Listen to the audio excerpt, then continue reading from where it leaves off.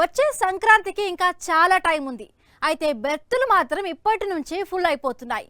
2026 పొంగల్కి వచ్చేస్తున్నామని star హీరోలు ముందుగానే ప్రకటించేస్తున్నారు.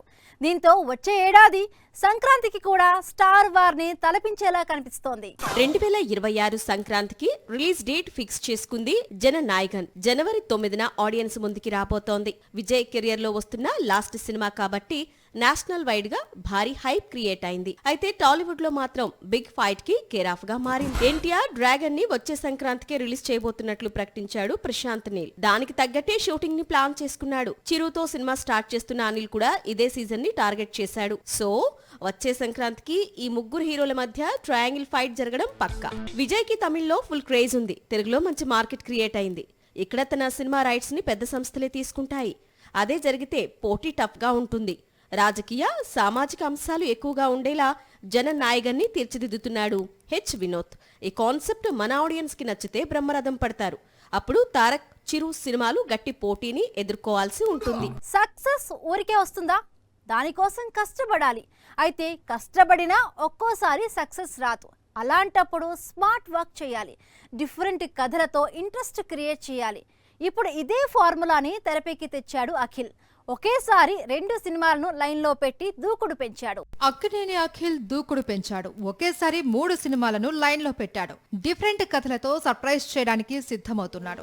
అఖిల్ తో ఓ సినిమా ప్లాన్ చేసింది యువి క్రియేషన్స్. అనిల్ అనే కొత్త దర్శకుడితో ఈ ప్రాజెక్టు తెరకెక్కించనుంది. ప్రజెంట్ ప్రీ ప్రొడక్షన్ వర్క్ జరుగుతుంది. ఇక వినరో భాగ్యము విష్ణు కథ ఫేమ్ మురళీ కిషోర్ తో ఓ సినిమా చేస్తూ ఉన్నాడు అఖిల్. లెనిన్ అనేది దీనికి టైటిల్. ప్రస్తుతం సైలెంట్ గా షూటింగ్ జరుపుకుంటుంది. అఖిల్ తాజాగా మరో ప్రాజెక్ట్ కి గ్రీన్ సిగ్నల్ ఇచ్చాడు.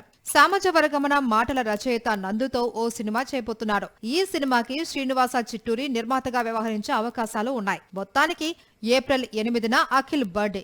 ఆ రోజు ఈ 3 ప్రాజెక్టులకి సంబంధించిన అప్డేట్స్ వచ్చే అవకాశం ఉంది. జపాన్ లో టాలీవుడ్ సినిమాలకు ఫుల్ డిమాండ్ ఉంది. ఇక్కడ హిట్ అయిన సినిమాలు అక్కడ రిలీజ్ చేస్తే కాసుల వర్షం కురిపిస్తున్నాయి. ఇప్పుడు ఇదే విషయాన్ని మరొకసారి ప్రూవ్ చేయబోతున్నాడు ఎన్టీఆర్.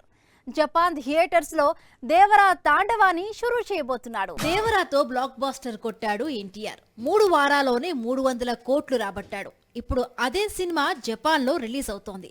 మార్చి 28 నుండి జపాన్ థియేటర్స్ లో దేవరా తాండవ షురూ కానుంది. దేవరా ప్రమోషన్స్ కోసం జపాన్ వెళ్లాడు ఎన్టీఆర్. అక్కడి అభిమానులతో కలిసి స్టెప్పులు వేశాడు. ప్రెజెంట్ ఈ వీడియోలు నెట్టింట తెగ వైరల్ అవుతున్నాయి. దేవరా సూపర్ హిట్ అయ్యేందుకు భారీ క్రేజ్ ని తెచ్చిపెడుతున్నాయి. జపాన్ లోని ఎన్టీఆర్ కు భారీ ఫ్యాన్ ఫాలోయింగ్ ఉంది. తారక్ నటించిన అశోక్ సినిమాలోని గోలగోల పాట జపాన్ లో ట్రెండ్ సెట్టర్ గా నిలిచింది. సింహాద్రి, బాద్షా, RRR వంటి సినిమాలు అక్కడ సూపర్ హిట్స్ గా నిలిచాయి. దేవరా కూడా ఇప్పుడు అదే ట్రెండ్ ని రిపీట్ చేయనుంది. బాలీవుడ్ పై సౌత్ డామినేషన్ ఎక్కువైంది.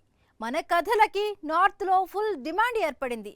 కొత్త కంటెంట్ తో సినిమా చేస్తే భారీ కలెక్షన్స్ వస్తున్నాయి. దీంతో బాలీవుడ్ హీరోలు ఆలోచనలో పడ్డారు. నార్త్ నుండి సౌత్ కి షిఫ్ట్ అయిపోతున్నారు.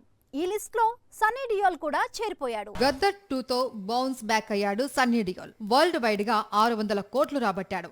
ఇక నార్త్ లో వరుసగా సినిమాలు చేస్తాడు అనుకుంటే సడన్ గా టాలీవుడ్ కి షిఫ్ట్ అయ్యాడు. గోపీచంద్ మలినేని దర్శకత్వంలో జాట్ చేశాడు.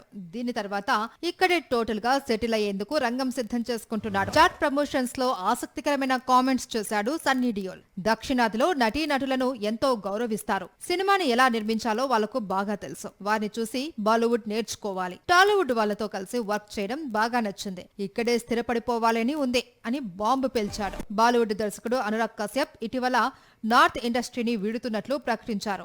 ఇప్పుడు సన్నీ డియోల్ టాలీవుడ్ కి షిఫ్ట్ కావాలనుందని ఆసక్తికరమైన కామెంట్స్ చేశాడు. ఏప్రిల్ 10న రిలీజ్ అవుతున్న జాట్ హిట్ అయితే ఇక్కడే వరుసగా సినిమాలు చేసే అవకాశం ఉంది. మరి వచ్చే రోజుల్లో ఇంకెంతమంది ఈ లిస్టులో చేరుతారో చూడాలి. ప్రీ రిలీజ్ ఈవెంట్స్ లో నటీనటులు చేస్తున్న కామెంట్స్ హద్దులు మీరుతున్నాయి. ఫ్యాన్స్ ను హట్ అయ్యేలా చేస్తున్నాయి. రీసెంట్ గా ఇలాంటి ఇష్యూలోనే ఇరుక్కున్నాడు నటకిరీటి Rajendra Prasad.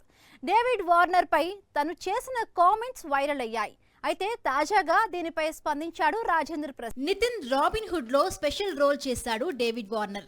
Pre release event కి ముఖ్య అతిథిగా హాజరయ్యాడు. అయితే ఈ ప్రోగ్రామ్ లో వార్నర్ ను ఉద్దేశించి రాజేంద్ర ప్రసాద్ చేసిన వ్యాఖ్యలు వైరల్ అయ్యాయి. దీంతో నట కిరీటి వెంటనే క్షమాపణలు చెప్పాలని వార్నర్ ఫ్యాన్స్ డిమాండ్ చేశారు. వార్నర్ ను ఉద్దేశించి చేసిన వ్యాఖ్యలపై తాజాగా స్పందించాడు రాజేంద్ర ప్రసాద్. తాను ఆ వ్యాఖ్యలు ఉద్దేశపూర్వకంగా చేసినవి కావని, తన మాటలు ఎవరినైనా నొప్పిస్తే క్షమించాలని కోరాడు. అలాంటిది ఇంకెప్పుడూ జరగదని క్లారిటీ ఇచ్చాడు. రాజేంద్ర ప్రసాద్ క్షమాపణలతో వార్నర్ వివాదానికి ఫుల్ స్టాప్ పడింది. రాబిన్ హుడ్ సినిమాకి రావాల్సినంత ప్రమోషన్ దక్కింది. మరి మార్చి 28న వస్తున్న ఈ సినిమా ఆడియన్స్ ను ఎంతవరకు ఎంటర్టైన్ చేస్తుందో చూడాలి మరి.